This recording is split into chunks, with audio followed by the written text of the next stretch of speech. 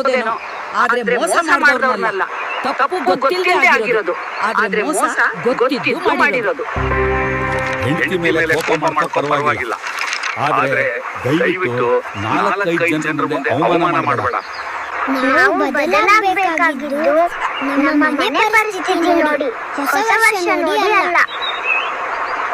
ನಿಜ ಅಲ್ವಾ friends? Comment ಮಾಡಿ. ಫ್ರೆಂಡ್ಸ್, ಫಾಲೋ ಮಾಡೋದು ಮರಿಬೇಡಿ. ಮತ್ತಷ್ಟು ವಿಡಿಯೋ ಮಾಡಲು ಸಹಾಯವಾಗುತ್ತೆ. ಪ್ಲೀಸ್ ಲೈಕ್ ಮಾಡಿ. ಒಂದು ಮಾತು ಹೇಳಕ್ಕೆ ಇಷ್ಟಪಡ್ತೀನಿ ಸ್ನೇಹಿತರೆ, ಯಾವ ಹುಡುಗಿ ತನ್ನ ಕಣ್ಣೀರನ್ನು ತಾನೇ ಒರೆಸಿಕೊಂಡು ಸಮಾಧಾನ ಮಾಡಿಕೊಂಡು ನಗುನಗುತ್ತಾ ಬದುಕುವಷ್ಟು ಗಟ್ಟಿಯಾಗಿ ನಿಂತಿರ್ತಾರೆ, ಅವಳೇ ನಿಜವಾದ ರಾಣಿ. ಅಂತ ಹೆಣ್ಣಿಗೆ ಗೌರವ ಮರ್ಯಾದೆ ಕೊಡುವುದು ಪ್ರತಿಯೊಬ್ಬ ಗಂಡಿನ ಧರ್ಮ. ಆಡಿರೋ ವ್ಯಕ್ತಿ ಮರ್ತಿರಬಹುದು, ಆದ್ರೆ ಕೇಳಿಸಿಕೊಂಡ ಕಿವಿ ಪಟ್ಟಿರುವ ಅವಮಾನ ಯಾವತ್ತೂ ಮರೆಯಕ್ಕಾಗಲ್ಲ.